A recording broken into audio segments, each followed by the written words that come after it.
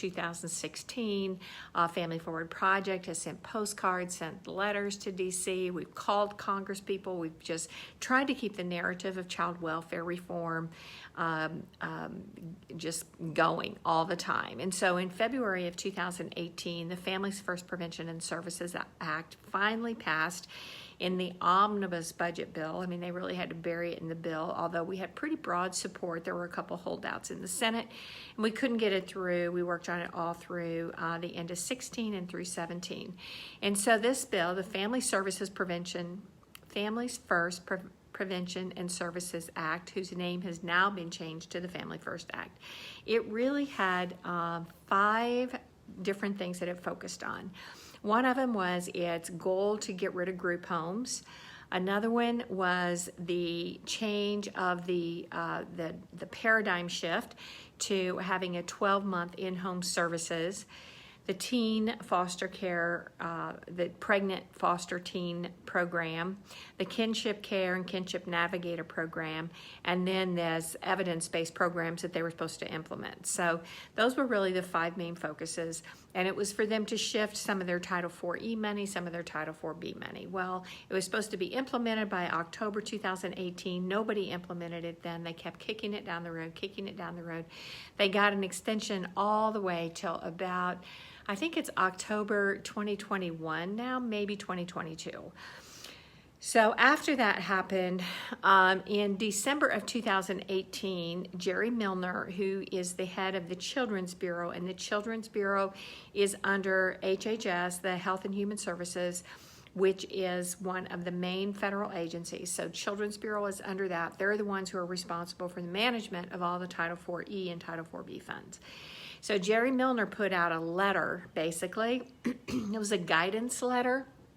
And the agencies can put out guidance letters that just tell the states that they have authority to do something else. So I know, Felicia, children can't wait. I know. And I'm going to talk about some of those details as we go through here. So this guidance letter basically said that the agencies could use some of their Title IV-E money to help fund parent representation programs, but that's all it was. It wasn't a law, it wasn't a mandate, it wasn't your funds are tied to this. It was just basically, when you get down to it, it was a suggestion.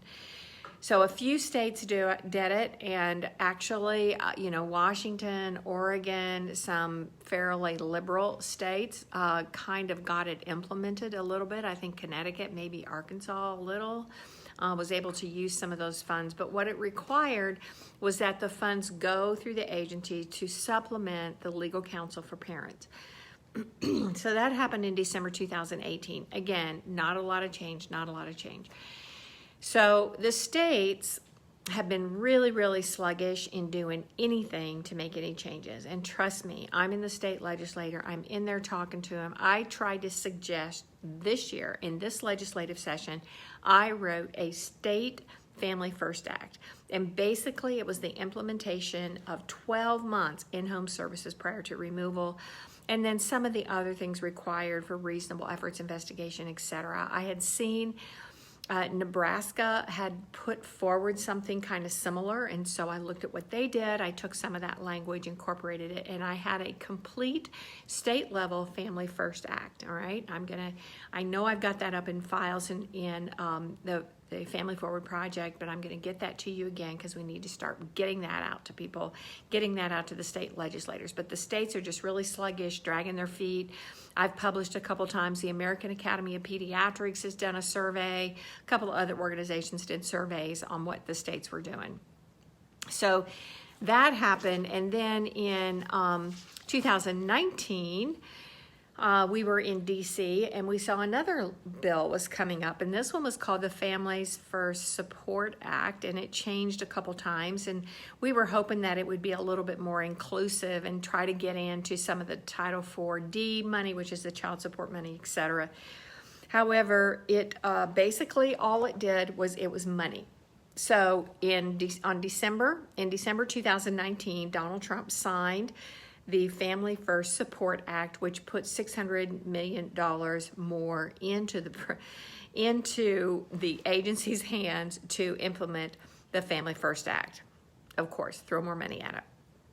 Our money, by the way, our money.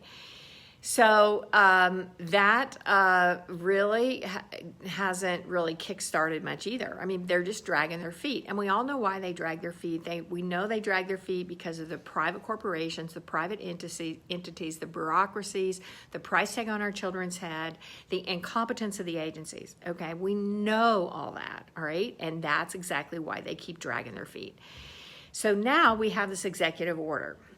So this executive order, and I have it in front of me, and I'm going to read part of it and tell you what are really important things to me. So it starts by the authority vested in me as president, by the Constitution and the laws of the United States of America. It is hereby ordered as follows. Section 1, purpose. Every child deserves a family. Our states and communities both have a legal obligation and the privilege to care for our nation's most vulnerable children. The best, this is important, now listen to this sentence. The best foster care system is one that is not needed in the first place. Okay, this is a very important sentence. Any of you who know things about organizations, you always want to look at what their mission statement is. You want to look at really what it really just says parroting out their mental intent, what they're really thinking about mentally. So it says the best foster care system, one that is not needed in the first place.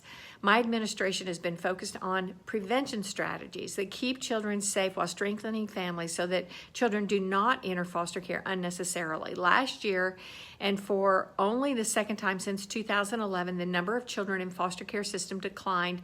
For the third year in a row, the number of children entering foster care has declined. Okay, now I want to talk about this paragraph. One of my questions as I looked at the executive order was, how did this get signed now? Okay, as you all know, there are tons of things going on in our nation, a lot of very, very critical things that are very distracting to our president.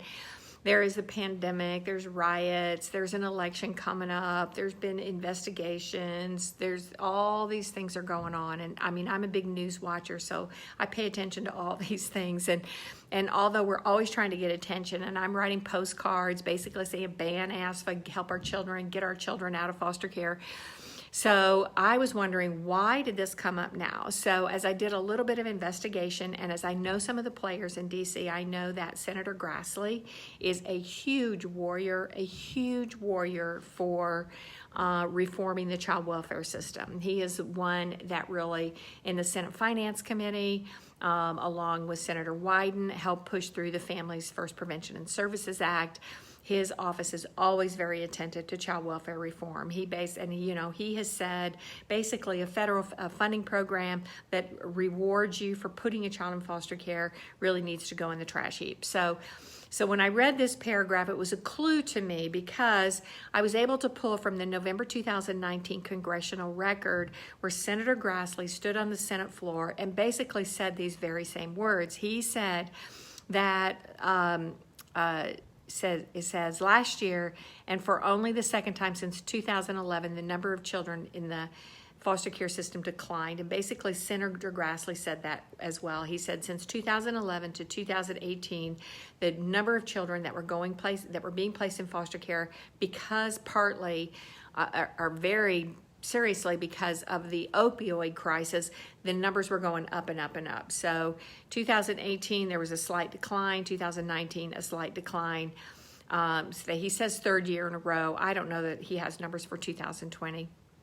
But that was a clue to me that perhaps Senator Grassley is the one who, or his team is the one who helped get this language put together and got it to President Trump to sign. It says challenges remain. Many young people who are in our foster care system wait years before finding the permanency of family.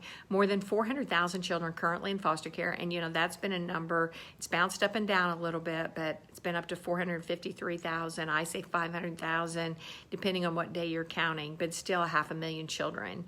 He says that 124,000 children of those are waiting to be adopted. I don't know where he got those numbers, but we know that many of those children could still be returning to homes or going to relatives. I'm going to skip a couple paragraphs here.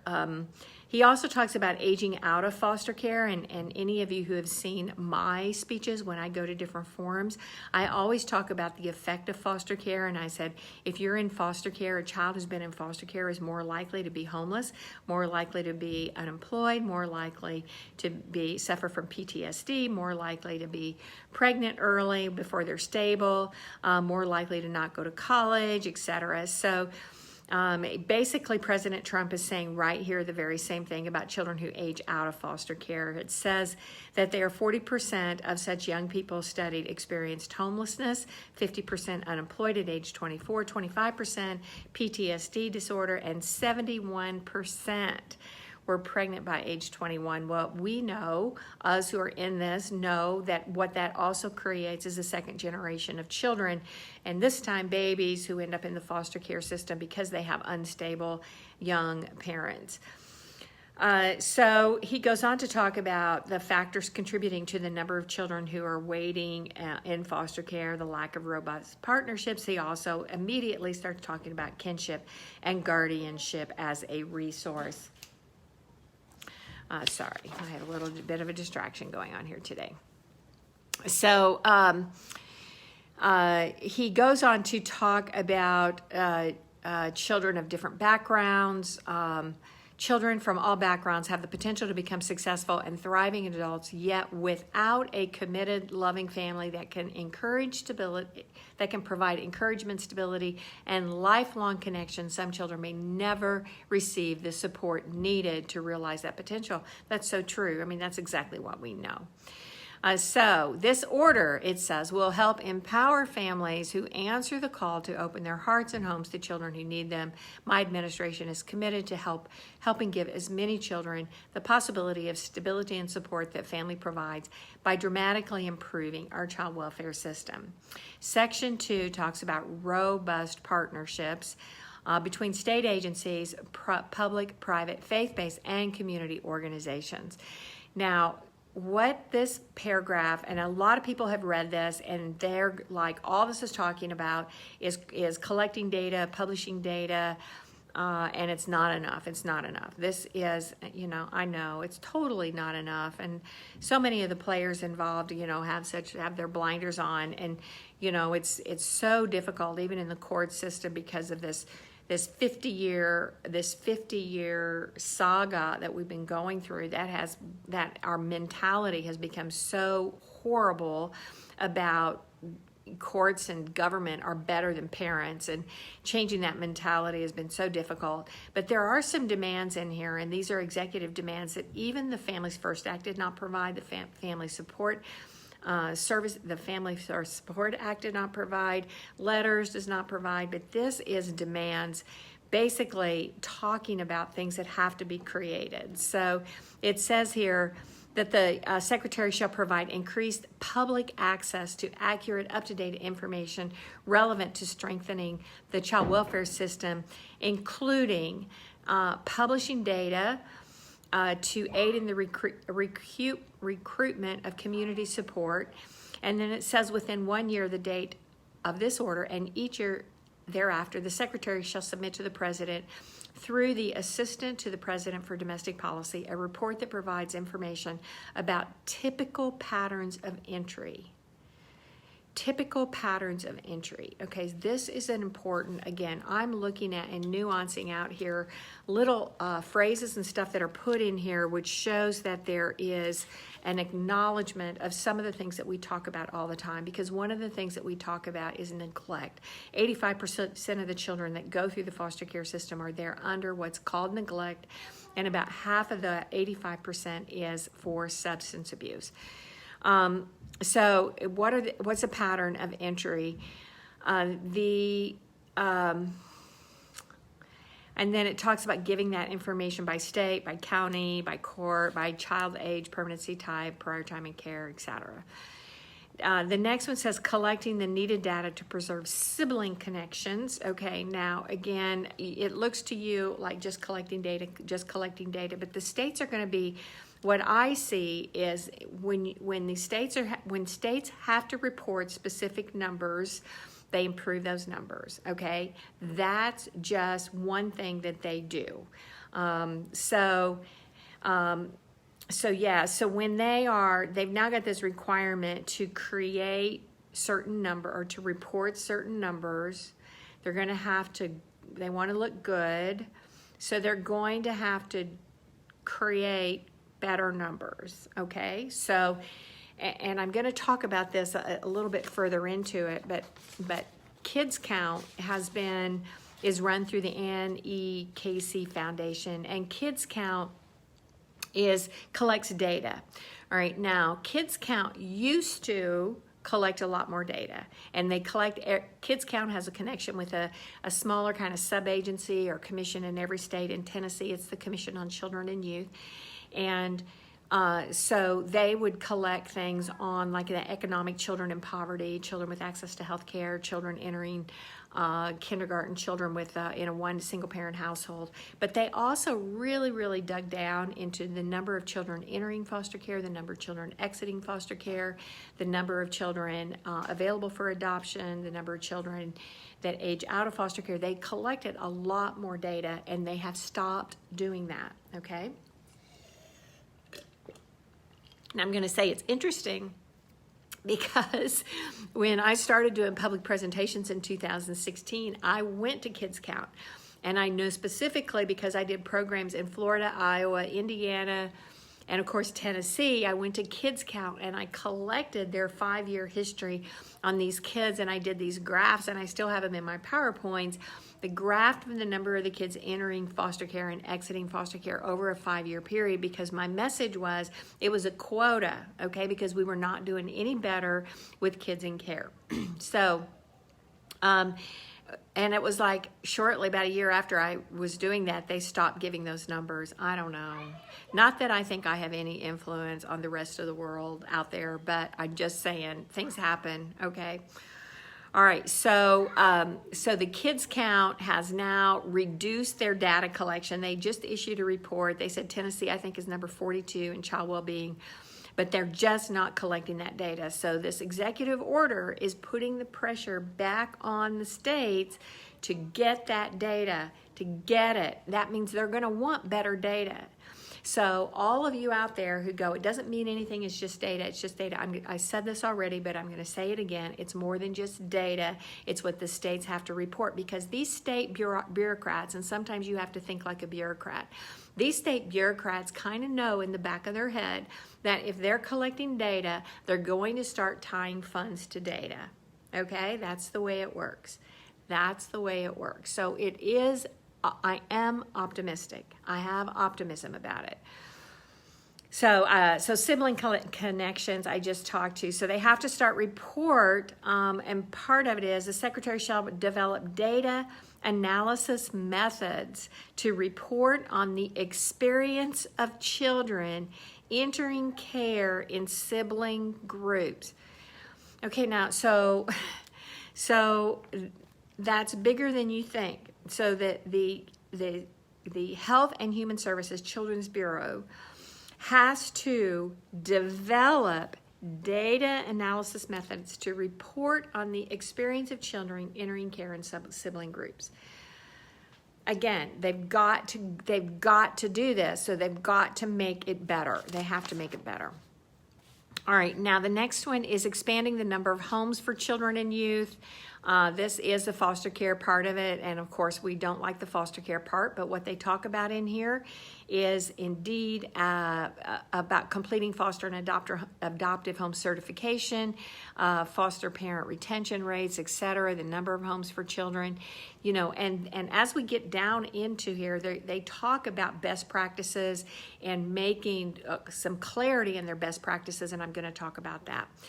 All right, now, actually that happens to be the next section. I'm still in section 2, this is part B. Within 1 year of the date of this order, the secretary shall issue guidance to federal, state, and local agencies on partnering with non-governmental organizations. This guidance shall include best practices for information sharing, providing needed services for families to support prevention of children entering foster care, family preservation, foster and adoptive home recruitment and retention, respite care, post-placement, family support, and support for older youth. This guidance shall also make clear that faith-based organizations are eligible for partnerships under Title IV-E on an equal basis, consistent with the First Amendment to the Constitution. Okay, so this is a huge paragraph to me. There are several things in here. First of all, this best practices guidance. If you go and you type in, and I've done this for Tennessee, and you go to your state. For Tennessee, I type in Tennessee Department of Children Services Best Practices Manual. Okay, the Best Practices Manual for Tennessee was published in like 2002. Okay, it's really old. I haven't found any updates on it, and if they do, they're hiding them. They're not making them public. But you can find in there, once they have to write it down, this is so important, once they have to write it down in a policy, in a best practices manual, there's so much inconsistency in every state. I belong to a listserv for attorneys that are representing parents all over the country, and they're always sharing what's going on and different things like, can foster parents intervene? Can they do drug testing before adjudication? I mean, there are these issues that we're bouncing around, and one of the things that's demonstrating that there is so many differences between what the states are doing, and so and it's just, I mean, I see it with just the different state laws that happen. So this best practices guidance is huge. And not only that, they have to include in this best practices, and this is 1 year from the date of this order, the federal agency has to come up with it. They have to include providing needed services to families to support prevention of children entering foster care, family preservation. So respite care, post-placement family support, support for older youth. Okay, they have to write it down. They have to write it down. What kind of services are we going to provide prior to removing children and putting them in foster care? The last sentence in this paragraph is so important because it says that the guidance shall also make it clear that faith-based organizations are eligible for partnership under Title IV-E and consistent with the First Amendment. Now, let me tell you why this is so important. Okay, there's a huge case in Pennsylvania. Catholic Charities came in and they refused to do placement of children, or they refused to take foster parents that were same-sex couples. And so the state agency says, well, then we're gonna cancel your contract. We're not gonna do place any foster children with you. And Catholic Charities fought that and basically lost. Okay, and it may still be going to the Supreme Court. I think they lost in their circuit in Pennsylvania, in their federal circuit, but I think they're trying to get it to the Supreme Court. But this paragraph right here in this executive order is basically saying that the HHS must include faith-based organizations consistent with the First Amendment. Okay, so now I'm just going to include this. I think this also means that if you're a Christian family and you happen to have a child that ends up in foster care, and they say, well, we're going to put them in a faith-based Muslim home, you can say no, because it conflicts with your First Amendment rights. All right, so Section 3 is about proving access to adequate resources for caregivers and youth. It says, while many public, private, faith-based community resources and other resources to support exist, many American caregivers still lack connection with and access to adequate resources. Within 1 year of the date of this order, the Secretary shall equip caregivers and those in care to meet their unique challenges by expanding educational options, which means basically technical assistance, non-classroom environments for doing things like anger management classes, parenting classes, etc., trauma-focused training, that all of this information should become available for the caregivers and those in care, because that's Section 3, and I didn't read that whole sentence. but it says the one sentence says, within a year of the date of this order, the Secretary shall equip caregivers and those in care to meet unique challenges. Okay, so that means the not only foster parents, kinship caregivers for the children in care. It doesn't necessarily say the parents of those in care, but I'm thinking that will be included as well. But that they have some of these classes that are available to them, web-based training materials. And it also says free of charge for child welfare and mental health practitioners. Now, of course, we hope they expand that, to the parents as well, and I'm not sure why they didn't there, but somebody fell short on that one. The next section is about supporting guardianship. The Secretary shall provide information to the states regarding the importance and availability of funds to increase guardianship through Title IV Guardianship Assistance Program. The Guardianship Assistance Program ended up being canceled probably about 4 years ago. And I had pulled the congressional reports to show how much money they were using for guardianship care, which was not very much. And they actually were just doing it through a separate fund. So now they are saying that it will go through a Title IV funding. Enhancing support for kinship care and youth exiting foster care. So also providing additional services for them. All right, the next section is about multi-ethnic placement. This is a statute, the Multi-Ethnic Placement Act of 1994, which basically said that people of different races and religions had the opportunity. Okay, I'm sorry. Y'all are going to have to forgive me for one moment. Just hang on a second.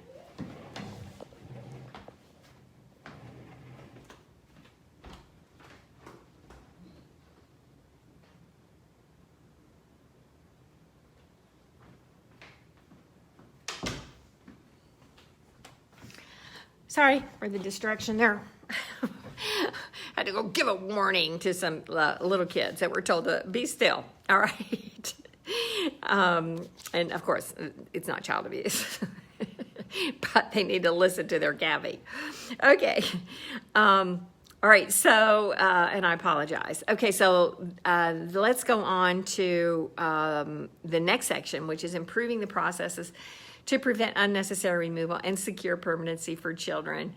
A federal review of reasonable effort determinations and timeliness requirements. Okay, this is, again, it's an important one. Reasonable efforts to prevent removal within 2 years. Now, again, that sounds like an ungodly amount of time. And, unfortunately, 2 years in a bureaucratic world is a lot of time. They think if they have 2 years, they can use a year just to think about it. But, so I'm not really excited about that. I wish that would have been at least a year, because a year puts some fire under them. Which includes the reasonable efforts and the family search. The next one talks about within 2 years of this order, the Secretary shall provide metrics to track permanency outcomes in each state and measure state performance over time.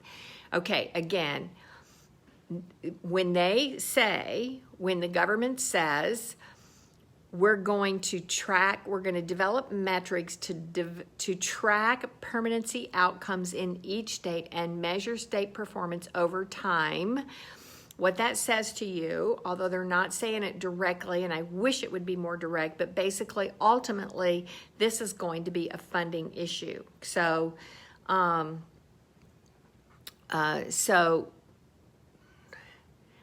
that's something that I see there, that hopefully the bureaucrats see it from that perspective as well. Now, good Lord, I hope every commissioner in every state, and you need to be responsible for making sure that your state commissioners get this. Now, within that next section, though, it says within 6 months from the date of this order. Now, 6 months is really, really short in the world of bureaucracy.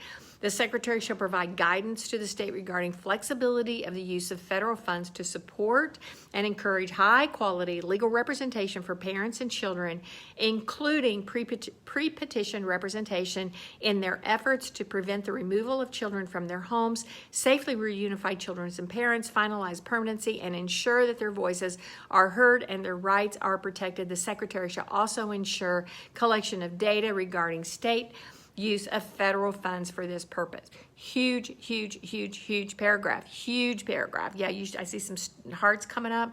You need to pop those. Love that, love that, love that. Thumbs up on that. So this is the directive. That's the basis of the letter that was sent out by Milner with the Children's Bureau in December 2018. This is putting the fire under their pants. They have to provide guidance. Now, again, the states see this. It's an executive order. Executive orders are totally executive branch. Our Congress is just a mess right now, our Congress and our Senate, and they can't do anything together, but when it becomes an executive order, there are certain things that happen. Remember, the Department of Health and Human Services, which is the one who is managing the money under Title 4E, is an executive branch department. That is executive branch department. So even though Congress approves a budget, and that budget includes our tax dollars, our tax money, where is it going, how much of that is going to HHS. And if you look at the big pie chart, HHS is like second to military, okay? It's a huge budget. It's huge, and it's broken down into welfare benefits, Medicaid, child welfare, huge budget. Okay, but they're the ones that once the Congress approves the budget, they're the one who manages that budget. All right, so they're the ones who now are going to give that guidance to the state and tell them exactly how to do it, because that was part of the problem with Jerry Milner's letter. Jerry Milner's letter didn't say how they were supposed to do it. So this says, okay, you're going to have to sit down, you're going to have to write out what to do. This is huge. And I'm going to tell you another reason why this is huge. Because when President Trump came in to the White House, one of the things that he said was that he wanted to cut back on regulations. When you're cutting back on regulations, one of the things that you're doing is that you're telling your state, your government agencies, not to quit creating regulations and to quit creating technical guidance to force the states to do certain things. It's strings. However, if you're giving the state the money, if you're giving the state basically, and I'll just tell you, Tennessee, $680 million budget, $304 million of that budget comes from our federal tax dollars. All right, so when you are the ones who are funding half of the state budget for that agency and you have strings attached to it, you can create those strings. So this is big deal. This is a big deal because parent representation is so difficult. Those attorneys are so overworked. They're so outnumbered. For instance, in Tennessee, the Department of Children's Services hires like 100 attorneys, and they have a full staff, and they have, they don't have any overhead, and they don't have to buy insurance, and, they don't have any other expenses. They don't have to buy office supplies. You just don't know as an attorney how difficult it is just to operate a law office. You have to have somebody there to answer the phones. You have to have supplies. Just what we order from Office Depot every month is, $400 or $500 just in paper. You have to have a copy machine. You have to have a contract for service provider for the copy machine. You have to pay rent. There is so much involved. And the difficulty in running that, and here these state attorneys who are prosecuting these parents have access to all of that and don't have to worry about it. They don't have to think about who's going to be the person answering the phone, who's going to be the person running the copies. They just don't have to think about that. So this is really huge to really start directing that money and say it isn't fair if we're not giving proper representation. And under the American Bar Association guidelines, they say that a child should have a constitutional lawyer, not just a guardian ad litem. A child should have a constitutional lawyer that is looking out for that child's constitutional rights against being in an improper foster home, against being separated from their family, against being separated from their relatives, their grandparents, okay, their friends, cut off from their school, okay? So the American Bar Association has already taken a stand on that, on child representation and parent representation as being competent. All right, the next section, and I'm almost to the end here, is the risk and safety assessment. This is another huge thing that I barked about over and over and over and over and over, because you have to have a quality safety assessment. before you can really determine what's needed. And it says within 18 months of the date of this order, again, I wish that was 12 months, the Secretary shall collect the individual standards for conducting risk and safety assessments required under Section 106B2B4 of the Child Abuse Prevention and Treatment Act, 42 U.S.C. 5106B2B4. Okay. Now, if you look at the Title 4E federal laws, they say the state shall have a plan for this, the state shall have a plan for that, and it has to do with the strings to that funding. So this is tightening that up, finding out the state, they really have to collect what are those risk and safety assessments, which provide us some balancing stroke between what the needs are and what the assessment tools are and when removal is really required. Then within 2 years, again, I wish that was 12 months, of the date of this order, the Secretary shall outline reasonable best practice standards for risk and safety assessments.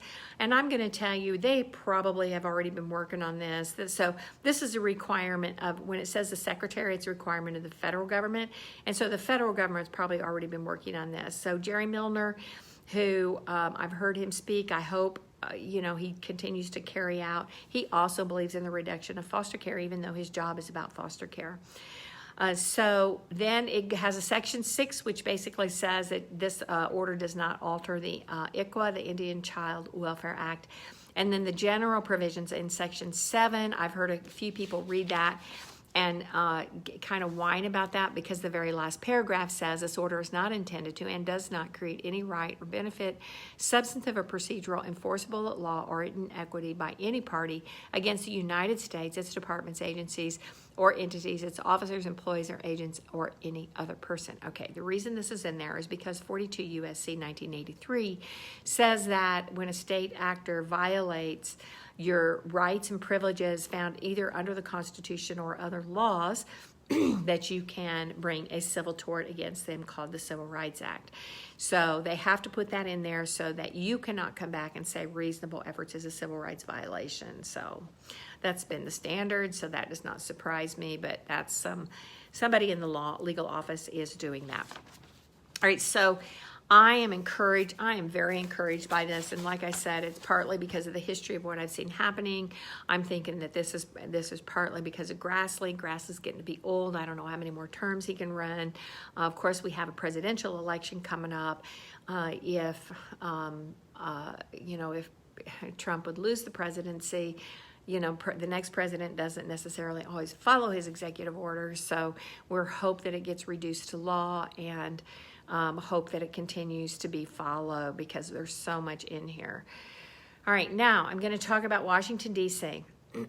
So August the 28th is a gathering in Washington, D.C. It is the 57th anniversary of the Martin Luther King March, and it's going to be termed, I think, the Commitment Day in the Capitol, and I got a call from a really good advocate who wanted that to be the time that we go. We haven't been to D.C. for a while for a variety of reasons, and of course COVID is part of it, but we've just had some trouble getting organized on that. So here's what we're doing under Family Forward Foundation. I'm going to be talking about this over and over and over. You've got 2 months to plan it, and I really want you to think about going. So the Family Forward Foundation is renting a hostel. So we have 40 beds in that hostel, and it's very close to the center of the action. It's not very far away. And so it is $120 for 2 nights. So it's $60 a night.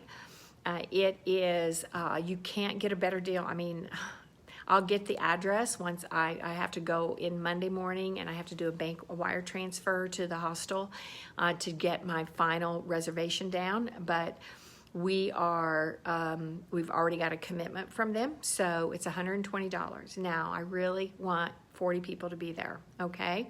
So I want you to really think about it hard. I'm going to tell you a few things about getting there. I will say you should look at flights on either Frontier, Southwestern, or Spirit Airlines, and you should look at flights into Reagan. You should also look at flights into Baltimore. If you fly into Baltimore, a lot of the flights are a lot cheaper, and you can take the train to Union Station. It's not very much. I think it's like $35. And then you'll be able to get to the hostel. It's probably walking distance. You might want to take an Uber or a Lyft, and again, I'll get those directions and the exact distance for you. So the hostel is, it is a hostel, so it's not a fancy hotel. There are shared bathrooms, there are bunk beds, and there are pods, and I have slept in both bunk beds and pods. So when you do, if you can come, I'm going to make sure I'm going to have to, get commitments from everybody. And if you have any type of physical handicap that you could not get in a top bunk or get in an upper pod, you need to make sure that you let me know so that we can make sure that we coordinate that. If you cannot go August the 27th, I want you to consider to go through Family Forward Foundation and just make a donation, $20, $30, $40, $50, so that we can pay for food, we can pay for signs, and I think we'll have a nice group. Now, you don't have to stay there. You can also, a few times when we've gone to DC, there's a campground called the Cherry Hill Campground. It's in College Park. I think it's called the Cherry Hill Park Campground, and it's in College Park, Maryland. It's not very far away. I am not going to DC driving. I've stayed there a couple times. The other people have driven in and out. There's going to be a ton of people there. Driving is going to be very, very difficult. So I would, you can do that if you want. Some other people have done it. You might kind of ask around and see if they thought that was valuable. We will be able to, we'll have a little kitchen, so, we can make something. I want you to come in on the 27th, so you'll be spending the night on the 27th and the 28th. Also, I am quite open to there being Title IV-D people there as well, not just Title IV-E people. Because we all know that the Title IV-D is also a law that is counterproductive to family integrity. I totally agree. I can't make the argument for everything. I have to focus on making some changes. I will tell you that there is a pending law to modify the Title IV-D so that the Title IV-D agencies also have to look at visitation issues. This is going to be very complicated for them to do that, but should take in another country, would this benefit them? So Roxanne, the international child welfare issues are huge. Oh my gosh. You would think, and we would like for our State Department to get involved, and as we keep making noise, hopefully they will, but this is looking at some of your notes here. Yep, ask for defunding. Yes, so defunding has got to be the next battle cry. Defunding asks for bonus money. All right, so please look at your calendar. Look at what it would take for you to get to DC, to be there on the 27th, spend the night on the 27th and 28th, and let's get 40 people there. Okay, we've done this before. It really helps to meet people, talk to people, get to see them face to face. It's so encouraging. There's no other way to get that personal encouragement to keep working on this. So please, I'm going to keep broadcasting and talking about it probably every couple days to keep reminding you of it. So August the 27th, go to DC. 28th will be there for the commitment, and the 29th. So you'll be spending the night on the August 27th and 28th. Again, if you can't go, make a donation through the Family Forward Foundation so that we can either buy some food, buy some signs, maybe if somebody who can get there but can't, need some help with some of the housing, that we can help them with that as well. All right. Okay. Sorry for the interruption with rowdy kids in the background. That's part of being a grandparent with kids around all the time. But I love you all. Thank you for listening. I'm going to get this uploaded to YouTube. Please pass it around and share it. And I'm very encouraged by this executive order. It's not enough, but we still, it's something. We got to keep pushing. We are moving a huge locomotive here. All right. Talk to you later. See ya. Ciao.